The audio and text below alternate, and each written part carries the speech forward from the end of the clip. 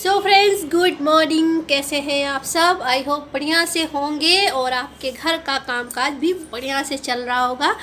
चाय Y P के हो चुकी है और अब करनी है लंच की तैयारी। तो मैंने सोचा चलिए, रोज़ वीडियो देखती हूँ जो गांव वाले यूट्यूबर्स होते हैं, अपनी डलिया उठाते हैं और जाते हैं अपने खेत में, हरी भरी सब्जी लेके आते हैं और बनाते हैं। क्या मज़ा आता है।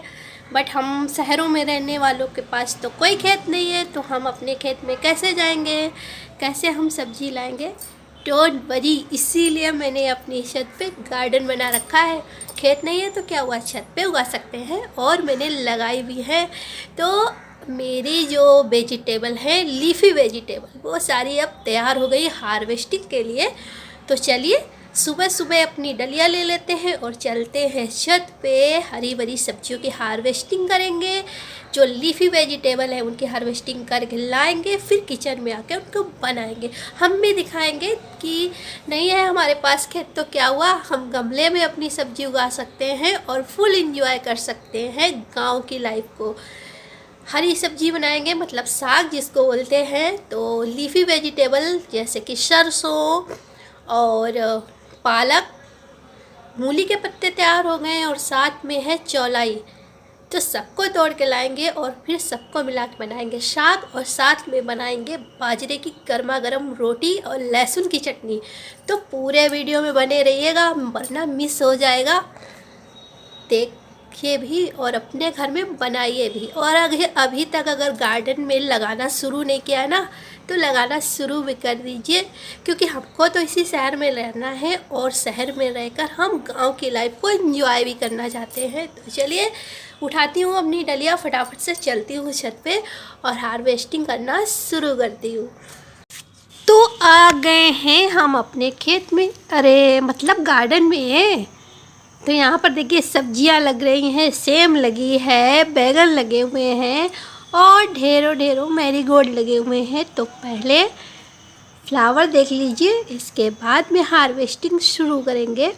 देखिए बोगनविलिया कितना खूबसूरत लग रहा है और बहुत कम केयर में चलने वाला ये प्लांट है। अगर आपके पास टाइम ज़्यादा नहीं है तो बोगनविलिया को अपने घर में ऐड करना मत भूलिएगा। इसी तरह साल भर फूलों से भरा ही रहता है और बहुत खूबसूरत फूल है, बहुत दिन तक टिकते भी हैं। यहाँ पर एक करेले की बेल, छोटे छोटे से करेले लगने शुरू भी हो गए हैं। और यहाँ पर मेरा प्यारा सा हिबिस्कस, मुझे ये कलर बहुत अच्छा लगता है। आप लोग बताइएगा कि आपको भी अच्छा लगा कि नहीं। और ये है टाइगर रोज़, खूब सारी कलियाँ भी बनी हैं और सीजन भी है इस समय रोज़ का। यहाँ पे मेरी तरोई की बेल है, हालांकि बहुत दिन से फ्रूटिंग इसमें हो रही है, अब आखिरी समय पर है बिल्कुल। तो देखिए यहाँ पर हरी हरी सब्जी बिल्कुल तैयार है हार्वेस्टिंग करने के लिए। तो इसको हार्वेस्ट करते हैं। और आपको पता है मैंने इस पूरे गमले में ढेर सारे पालक के बीज डाले थे। पालक तो कम उगी है और चौलाई तो भर भर के उग के आई है, जबकि एक भी बीज चौलाई का डाला नहीं था। ये तो अपने आप ही उगाती है और इसने अपने चक्कर में पालक के बीज पता नहीं कहाँ गुम कर दिए हैं। कोई बात नहीं, ये भी बहुत अच्छी लगती है, टेस्टी सी। और यहाँ पर है हरी धनिया और यहाँ पर है सरसों। देखिए कितने अच्छे लग रहे हैं पत्ते, ग्रीन ग्रीन बिल्कुल, और बिना किसी केमिकल के बहुत ही हेल्दी सब्जी हैं ये। और यकीन कीजिए स्वाद भी इनका जो मार्केट की सब्जियां होती हैं उनसे डिफरेंस आता है, बहुत ही स्वाद बनती हैं। छोटे छोटे से गमलों में आप बहुत इजीली लगा सकते हैं।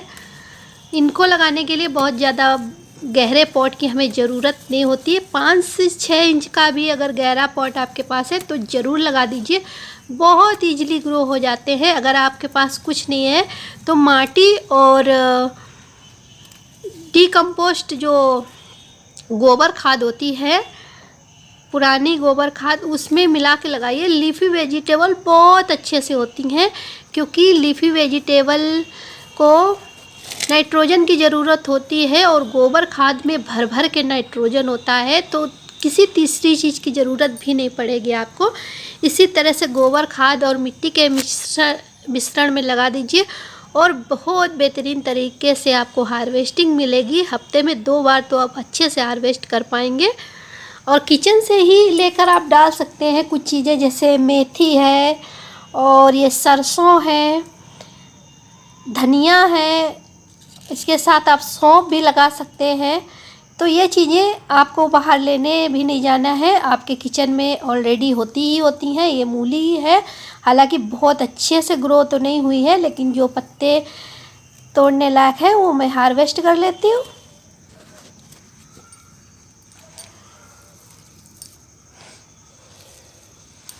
ये देखिए डलिया मेरी भर गई है। आ रही है ना बिल्कुल गांव वाली फीलिंग, लग रहा है ना कि खेतों में बैठ के मैंने इस तरह से साग निकाला है। और बस अब चलते हैं किचन में। तो चलिए, अभी जाइएगा नहीं, किचन में भी चलना पड़ेगा मेरे साथ। तो यहाँ पे मैंने देखिए धो लिया है 2-3 पानी से अच्छे से, और इसको काटेंगे और फिर इसको बनाएंगे। इसको बनाना बहुत इजी है और बहुत लोग इसको लिक्विड फॉर्म में बनाते हैं, मैं सूखा वाला बनाऊंगी। तेल गरम हो गया, ढेर सारा लहसुन और हरी मिर्च का तड़का लगाएंगे और बस इसमें डालेंगे अपना कटा हुआ साग और स्वाद अनुसार नमक। हाँ, नमक बड़े ध्यान से डालने वाला होता है, क्योंकि ये जितनी दिख रही है ना सब्जी, पिचक के बिल्कुल थोड़ी सी रह जाएगी, तो उसी हिसाब से नमक डालिए अंदाज़ा लगाकर। और अगर अभी अंदाज नहीं लग रहा है तो इसको ढक दीजिए, जब इसका पानी ख़त्म हो जाएगा तब आप बहुत आसानी से आराम से नमक डाल पाएंगे। मैंने तो डाल दिया है, मुझे पता है कि कितना नमक पड़ना है इसमें। अभी बिल्कुल ज़रा सी रह जाएगी ये। बस इसको 2-3 बार चला के ढक देते हैं।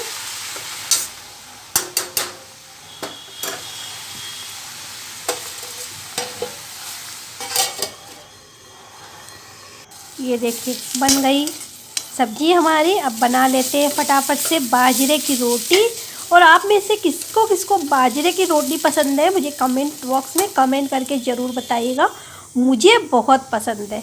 मुझे जितना भी मोटा अनाज आता है ना, बाजरा, ज्वार, मक्का, इन सब की रोटियां बहुत अच्छी लगती हैं और बहुत हेल्दी भी होती हैं। हम लोग खाते नहीं हैं, लेकिन जितना भी मोटा अनाज होता है ये बहुत ही हेल्दी होता है हमारे लिए, तो हमें ज़रूर खाना चाहिए। स्पेशली बाजरे की रोटी जाड़े में ज़रूर खानी चाहिए, गर्म होती है।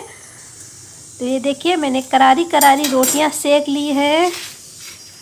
आ जाइए आप सब भी। चटनी है लहसुन की और सरसों का, और सारी सब्जियों का मिक्स साग है और मोटी मोटी रोटी है बाजरे की।